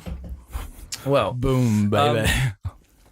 Yeah, I would say like, I think it's very easy in 2018 just to get stuck into like a bad pattern. A bad pattern and like really fucking your body. So yoga, they do this thing. Okay, I'm going to sound so hippie right now. Okay, I'm just Dave. You could never sound hippie. Namaste. Namaste. I do the namaste, man. The namaste. So man. I sit down. Is the namaste man like a dance? Yeah. Well, I really fucking hate flowery. Like there's a balance with me, and it's a very small band of like taking this seriously and having hippie stuff at the same time. There's a tiny band, a narrow band that I actually enjoy. Mm-hmm. I've been to yoga instructors that are like heavily overweight, that are just like they're just sloppy people, right? And I'm just like, dude, like you have to if you want to be my teacher, I got to respect you, and I don't respect your shit. The teacher actually you got for my learners class is like hardcore, but she's doing a beginners class, so she's like, okay, we're just gonna do a few moves and now push it over even further, and everyone's going like, oh, I can't do that, but she led us through this whole class, and it gets you very good at being uncomfortable. So now I got fucking really into it, dude. I was going like 2-3 times a week, and my body was like, so at the start of the thing, they'll be like, just be aware of your body. So you're sitting there, just be aware of if there's any niggles or tense areas, and just try and let those relax and concentrate on your breathing. And you do this, then they lead into this whole workout routine, basically, which is holding positions and flexing and bending, and it's really good. And basically, the idea is that you have to it's a sort of form of meditation, right? You're doing meditation through action, and basically, you can get very used to being in uncomfortable situations by doing that. Anyway, at the end of the class, they basically go, right now, just do another body scan again and see how differently your body feels. And I was like, because I'm like analyzing this while I'm in there, right? And it's like, I'm like, holy shit, it does feel different. My body is more relaxed. I feel better. I have no lower back pain. Yoga works. It's also, if you're a single dude, it's full of attractive women. Don't go there and be a perv. Just go there and take yoga seriously and put the hours in, and then people will start talking to you. So go and do that. So have a good time. Cool. Yeah, no, like I think it's something that I probably would benefit from, but So I am good. just like, there is just a little bit. I do a lot, like, you know. I mean, I'm hoping because like at the moment I work a fucking lot. So and then I try and we do this podcast, and I do you know, loads of other little things. Dude, let me put it this way: I was at a stage in my life where it was time. It was just time for me. Yeah. It was like I just. Well, I'm hoping that once I don't work like, you know, 80 hours of overtime every month, Yeah. I'll be like fine. Oh, it's wonderful, man! And now I'm at the gym. I'm at the gym. Oof. Yeah, this is like, Jesus, I don't know if I'll ever go to a gym. Although one of the perks in my job is I do get 700 euros a year as a gym allowance. Dude, just go. Okay, I go to the one I go to. It's a really fancy one, but I get half price off because of my work, and I get like there's a pool there. So all I do is, because I'm really worried about injuries and stuff like that, I do all the aqua classes. Oh, cool. So it's me, and sometimes it's just me and middle-aged women. Okay, and they make you do the actions, but the water, basically, the harder you go, the more the water resists. Yeah. So imagine we're doing these exercises, and there's all these old ladies next to me, and they're just doing this little movement. I'm like beast moding, making this like hot tub whirlpool next to them. Like,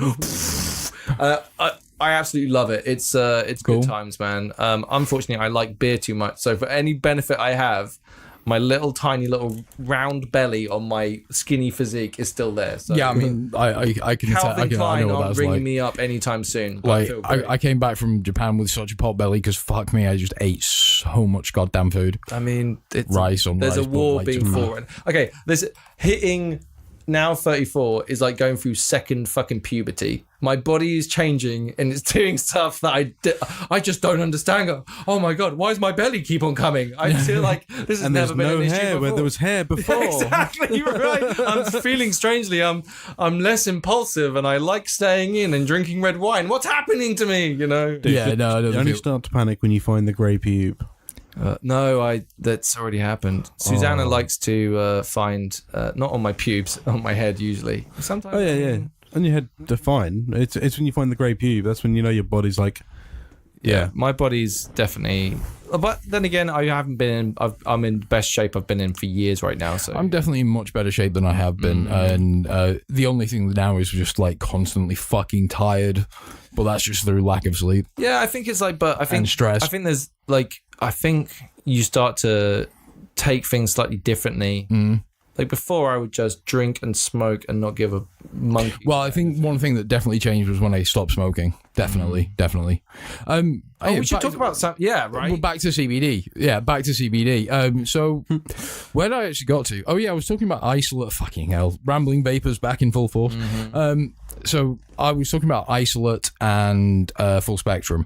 So, with isolate, there are several different extraction methods. You've got the chemical extraction, which is probably the least preferred because it has the higher chance of leaving certain heavy metals and or certain carcinogenic things in the CBD. So this is why you should always research the CBD that you buy where possible. Oh no, I know Aztec's good. Yeah. I've seen, I've tried their stuff. I've spoken to the guy. I feel reasonably confident in that. Once I've read the paperwork and seen like batch analysis. So I'm waiting for the same from TMB Notes because he does an extraction that he's very confident with.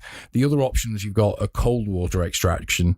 And I believe that you can use oil extraction as well, or the CO2 extraction. Yeah, CO2 extraction, I think it is. Science, basically. Yeah, basically lots of scientific stuff, but you should definitely research on your different extraction methods, and this is something that we'll go into with a bit more detail next time into like the real nitty gritty. Also, I would like to. It's only been there was a problem with my order. It took a while to get there, but it did get there. It wasn't 24 hours. It was like 48 hours. Sorry. It was fine, but yeah, I want to do it for longer. And I'm also thinking about like really upping my dosage. Yep. Well, what milligram strength is the stuff that you I got? can't remember. It's not the really strong one. Okay. I think there's only 2 on there. I think. Don't quote me on that. But I'm taking the not so strong one. So at first I was taking like a couple of drops and just kind of morning and night. Now I'm taking a fair whack more. Like the stuff that I've been vaping has been the Bradley stuff. That's 500 milligram. Now Bradley is an awesome dude. We met him at Vapor Expo. He's another fellow split beard. Like he can play. Amazing how it's the only other thing that I can see in an industry like this is like indie game devs that are like you can just go up and chat to these people. Yeah, and they are so. They want to tell you about their product, and they just can't because the music's too loud. Yeah.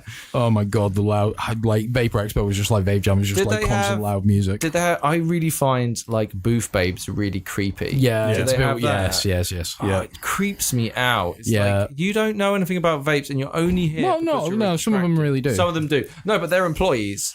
There's a fucking difference, dude. Like, I'm not giving shit to attractive women being at a vape expo. I'm talking about ones that are specifically paid because they are attractive. Yeah, I know. And that's weird. But if it, I mean, if it sells, right? Yeah, I'm not gonna ban them from taking them, but it's like no, I know I'm not the biggest fan, but then fuck it. If they get paid, I end up just talking to them like because some of them come from like there was that one Amsterdam booth. Do you remember that? Yeah. I remember talking to one of them and they were like they'd flown them over from Amsterdam. And I was like, wow, just punch my what a cool job! You get to go and see the world, and stand around and just be attractive. Did you? Oh, I fell on my cat. Kyle, Nero just fell on his cat. The cat is fine, by the way. I think he's doing like I did and just nipping off for a secret piss. Secret piss. Yeah. Well, I just snuck off while you two were chatting and I went for a piss. Mm-hmm. Wow, nice. But it feels weird just the two of us now. Yeah, it kind of does because Nero definitely leads this podcast a lot more than I do. I'm not the most talkative of all people, but I'm kind of out of stuff to talk about with CBD. Yeah. Games. Yeah. What have you been playing? Destiny 2. Yeah. Been heaming a lot of that at the moment. Mm-hmm. Basically, I've only been playing it with either you and Ian or with Nero. My main hunter, she's now at 23, 24. And then the other character which I'm running with you guys, I think, still level 12. How many of the DLCs do you have? I got the season pass. Because I watched some videos of the game just before it got released and was like, I think I'd like this, and pre-ordered the whole fucker. Yeah, I don't know. I enjoy it. I don't know. I'll see how I go with expansions. I'll see where I'm at for that. Yeah. What did I miss? Nothing. We sort of ran out of stuff to talk about CBD. So really? You've probably got a ton more, but we were like just chatting, and we just started chatting about games like Destiny 2.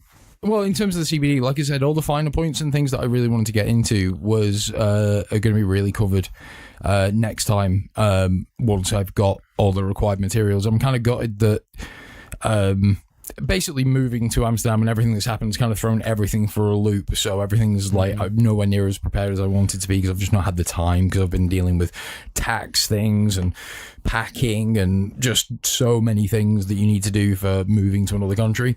But like I say, the main thing I wanted to talk about was our experiences and some, just talk about the kind of overarching what we've been doing, I guess.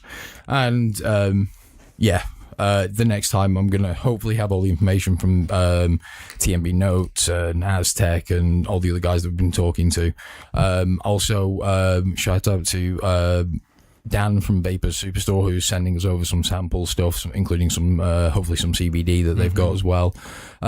So we're going to have a wealth more to talk about, and I'm going to actually have all my fact sheets prepared and be a lot more cohesive about the entire thing. So I do want to give this CBD like a real kind of platform.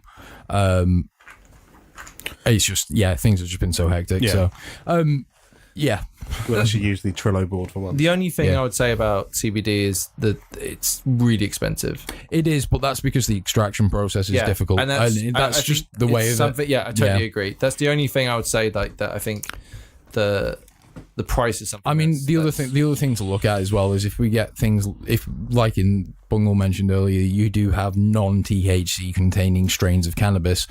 Yeah. But again, I would caveat that by saying don't buy cheap. Just you know what I mean, especially dealing with this stuff. Like you don't want to take anything that's going to have a really well the thing is like the more like obviously this can't be said blanketly, but generally speaking, if you're paying more for your CBD, that means they're going to more care with the extraction process, because that's where a lot of the money goes, is making sure your extraction process is really good, so you're giving the best quality product to the customer. It's exciting. I feel that the weed legalization in the US has opened the door to a lot. Yeah, I mean, like our country, like the UK, really hacks me off about it. I mean, we're so fucking hypocritical. We're the largest producer of medical marijuana, yet we, are one of the largest producers. Yeah, there's some caveats to that, but yeah, it definitely, when you're over there and you see people just who want to smoke pot. It's like being in Amsterdam. It does feel as well. like we shouldn't be locking those people in a cage. It just feels odd that that's a thing. Yeah, I mean, it's completely ridiculous. But then again, I've been traveling to places like Colorado, and Colorado is just like chill. It's just great. Yeah. If you don't like the smell of Denver, there's certain areas if you don't like the smell of weed, then you shouldn't go to certain areas of Denver, because it literally stinks up. And the whole if you don't like the smell of Denver, definitely don't go to Denver. Everyone loves the smell of Denver. That sounds good. It's like Canada without the maple syrup. Oh, they're just so nice. It's so clean, and people are friendly. Yeah. And it's. I mean, it's just like I was in Amsterdam. Just walking around, and you walk past a coffee shop and you just see someone there with like their various weeds and stuff just skinning up, and it's just a beautiful thing. But bear in mind, I live in Milton Keynes, so I live on the the opposite end of the spectrum from a lot of things from Amsterdam and from Denver. So I mean, I think Cambridge is pretty weed liberal. Certain areas. Yeah, I mean, I've like seen Mill Road. I've seen dudes chuffing on joints walking through the centre of town. And bats an eyelid. Yeah, completely. I've chuffed on a joint walking through the centre of town. I would say there's a certain intellectual class of people that love marijuana as well. Yeah, completely. It's certainly not like this. Like, you have to come from this like hippie district. No. No, but there's certain areas I definitely wouldn't feel comfortable walking with a joint in my mouth. Oh, hell no. I mean, Jesus, you turn the corner and there's a PSO or whatever that's having a bad day. Yeah. That's your ass. Can they arrest you? I don't know what the I don't get in trouble with the cops, so I don't don't even know. But I've not been for a while. Depending on what area of the country you're in, that depends on what rules PCSOs have. They do have a right to detain, but not to arrest. So they can detain you while they call for a policeman. Can they ask you nicely, or can they actually lay hands on you? Some of them are allowed to. Some of them just have to use verbal. It's like cop roulette. You just don't know. Yeah. Life I'm is going like to risk that you can't stop me. So. Some of them. Life is like getting arrested by a PCSO. You never know what you're going to get. This is talking from a fair while ago. When I lived up in Durham, someone I used to know, she became a PCSO. And she was telling me in certain areas... Well, Hannah became a PCSO as well. Some of them are allowed to use reasonable force. That's open to interpretation. Exactly, that's terrifying. They probably have guidance. I know a guy who was a PCSO, whatever the hell it is, and he's now a cop. And he's a really nice guy. I'm actually happy he's a cop. That's why the UK cops are pretty fucking good. Naomi's brother, David, or older brother David, is thinking about joining the police. Yeah, they're just so polite. Like when I'm over in the States, cops scare me. Yeah, well, I mean, they've all got guns. I am not scared by cops in the UK, and I know that they're on my side. Dave, you've got one thing that keeps you safe in America when you come to You're white. You are white. And male. They will shoot. Like, I'm not saying they don't shoot a disproportionately large amount of black people. I'm saying they'll shoot anyone. Also, the whole comply type attitude does not work well with my sort of personality. No. And Dave, right? It's out of fear. I genuinely think think that when you move to the US, you're going to end up with a compound. God, I'm trying to remember. I want to own some land, Kyle. Yeah, this is what I mean. As soon as you said own land, I imagined barbed wire fence around the outskirts. No, there'll be a polite sign that says, if you come on my property, I'll shoot you. Yeah, like... maybe a couple of Dobermans. No, this sounds bad. I really like the idea of having my own little spot of land that's mine. Dave, right? Oh, your own little revolutionary compound. No, I mean, if people want to come and help out and work for free, that's fine. If they want to come, I'm not making them work. Basically, no, what you're going to have is like a hippie commune with guns.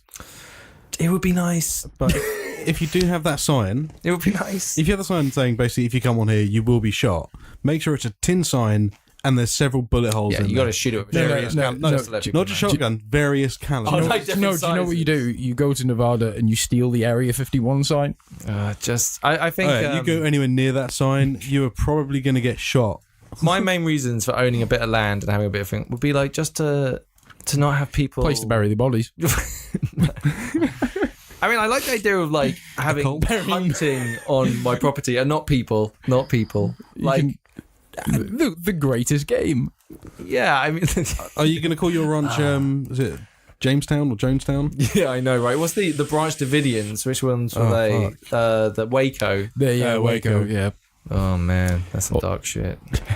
That's dark. Yeah. That's when the FBI will come knocking on your door. I don't want that shit. That's not. That is Waco. Not what I'm about. No, at all. I'm more like just more like Scientology light. Like not religious extremist, like Duck Dynasty. You know what I mean? Like it's just a good time. Everyone's welcome to have a good time. That's kind of what I want. Is it more like a hoedown?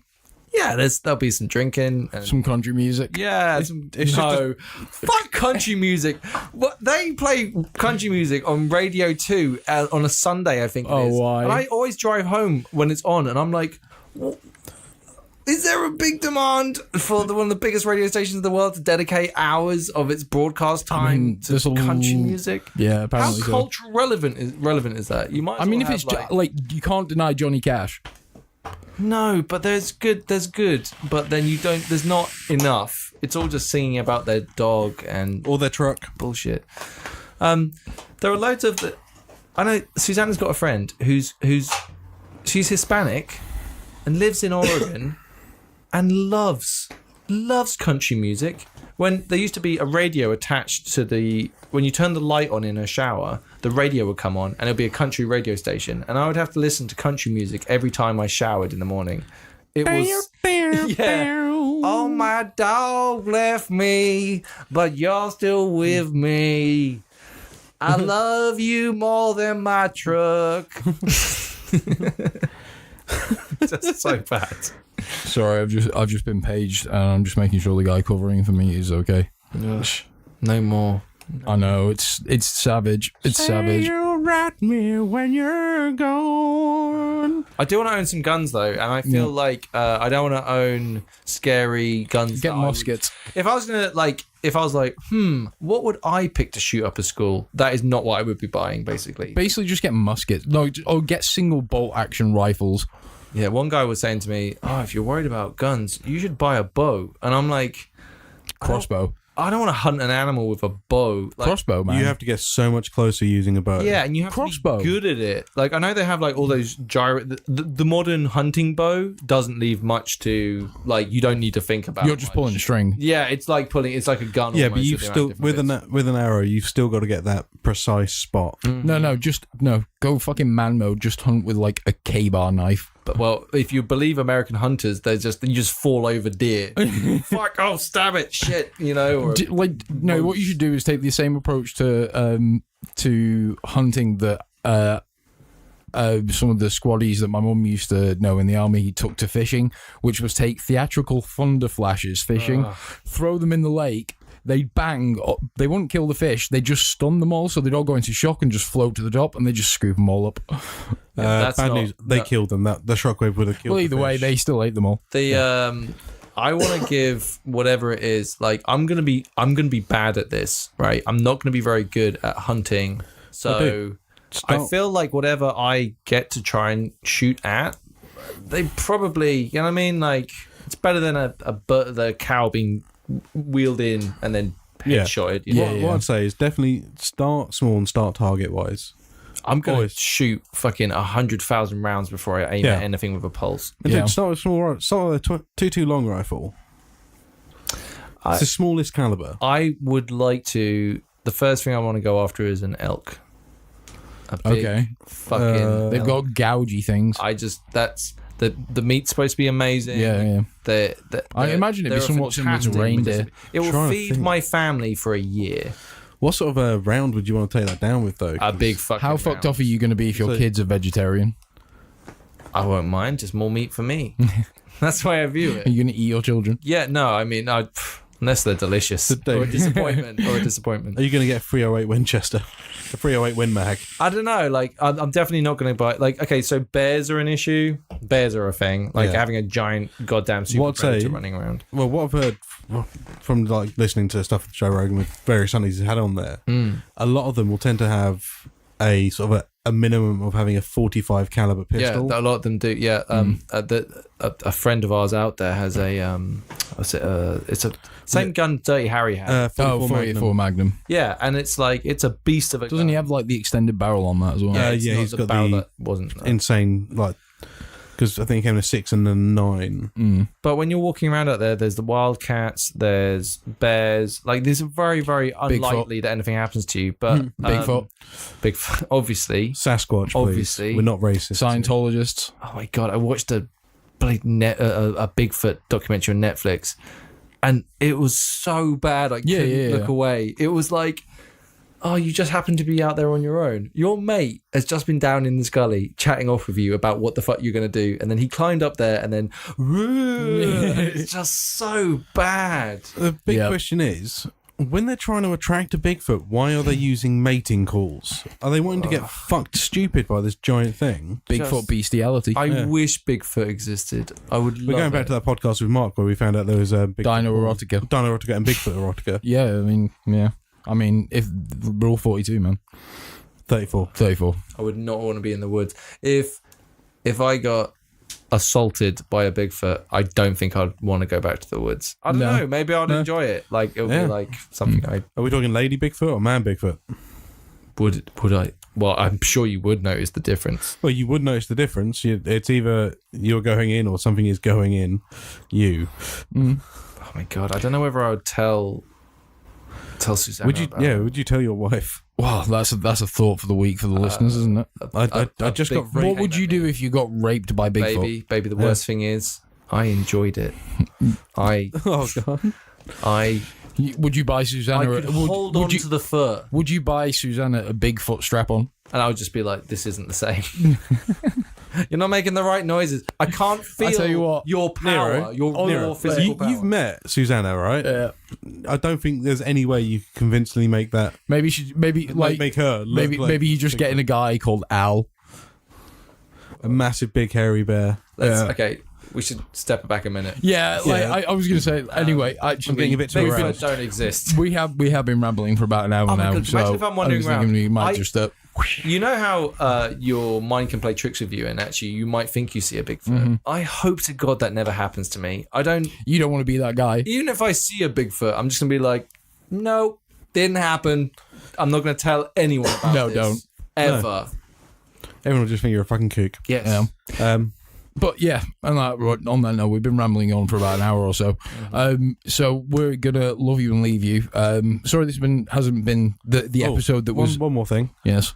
Obviously, San Francisco flavor ban. Oh yes, that was something we really wanted to talk about before we go off. The most retarded decision that has ever been made, really apart from electing Trump. Yeah. And Brexit. But it's ridiculous. It's absolutely ridiculous. Third most ridiculous. It still ranks pretty high up there on just dumb fuckery. I read an article and it was basically the argument that put forward was, well, the tobacco industry was against it. That doesn't necessarily mean it's a bad thing, right? Like, just because they're interested in something doesn't automatically put it in the bad. No, definitely not. And secondly, it was talking about how kids that came up from traditionally where there was lots of people smoking are more likely to pick it up. And I'm like, but they're not smoking. It's just such bollocks evidence. It's so ridiculous. It's so weak source. It is all just complete shit. So if you're a listener in America who's affected by this, like, you should reach out, like, get involved with CASAR.org and listen to people in your area, people like Grim Green, who will provide really good sources to find out about what's going on, and more importantly to find out about how you can participate. There's links on our website to various advocacy places across the US and the UK, so definitely check that out and do what you can to get involved. That's the message we've always had, is always try and fight for vaping wherever you are if vaping is under fire. We're quite fortunate here in the UK in that, we've got the TPD and some restrictions. We found our ways around it. We found out that we've worked around it. I think the industry is actually better now. Our industry in the UK is like, we're one of the few countries that really is accepting vaping and really pushing it forward, especially like the Royal Society of Physicians. So we're quite lucky here. My experience in Amsterdam, the vape life there seems to be flourishing. There's numerous really good vape shops around Amsterdam Central. I think that I'm looking forward to getting to find meet the guys on the ground there. Vaping, it's better than smoking. That's the bottom line. Yeah, that's always the bottom line. Vaping. I've just been paged. So on that note, we're gonna. What we'll do is, if you want to get that page, we'll just do a quick close up with Dave. In regards to if people want to hear Dave a bit more. Dave. Oh yeah, pump your stuff. This is the most niche podcast you'll ever hear. It's about LARPing, live action role play. Me and Bung and another friend went off Ian. to. He's been on the podcast several times before. Yeah. We went LARPing basically, and we made a podcast about it. I've mentioned about me doing LARPing with these guys a bit on the podcast, but that one goes into depth. It's just you and Ian doing the actual podcast itself. Sweet intro from you though. I'm doing the intros and outros for it. Where can people listen to it? Where can people get a hold of it? It's called the LARP Noobs podcast, as in noobs as in newbie. NOOBS. Yeah, and I mean, just if it seems interesting, listen to it. We're very small. Give it a like or whatever. And So where can people find it though? Oh, on iTunes, any of the podcast things that you have, even any of the apps, it should be there. Have you got a Facebook page? Yeah, we've got a Facebook page, the LARP Noobs podcast. We'll try links in the show notes. I'll put some. I don't really use it. I'll put links. I'll put links to the Facebook page and iTunes and stuff in the show notes. Also, if you tend to just write LARP, LARP, you're gonna find us. There's not much out there basically. I hope that we're filling a tiny little niche of people that might find it interesting, that aren't complete massive noobs. Whatever. It's fun. No, so I've listened to it. I thought it was great. Cool. Nice. Definitely. Thank you. Definitely. Cool. Check out the LARP Noobs podcast. And thanks for having me. It's always always a pleasure. Always a pleasure. At some point, you guys are gonna have to come over in Amsterdam. We'll get together and record one over there. Amsterdam special. Yeah. Be good. All right. Cool. Really? Right, guys. So we'll we'll hopefully be back again before I fuck off to Amsterdam. So I was just laughing. What do you think an Amsterdam special is? In my head, I'm just thinking it's got to be something like a Dutch hotbox. Yeah, what it is when you're doing a lady from behind doggy style and you have the bong resting on her back. We're a bit South African towards the end there, but they're Dutch settlers. So anyway, on that note, we're going to love you and leave you. And like I say, hopefully we're back again shortly before the end of July. If not, you'll hear from us again come kind of September time once I'm settled into my new property over there. I'll keep you guys posted on Facebook page, like if we're, like how things are going and where we're going to record, so you'll know when to watch out for us. Anyway, cool. Well, it's bye from me. It's goodbye from me. And me. Toodles. Stay safe. Stay straight. There you go. Well, I hope you have enjoyed our time together today on this tumultuous journey through minds so distorted they barely qualify as such. Please do join us again in another time, at another place, for another glimpse into the profoundly strange and fascinating world of the rambling vapors. Release.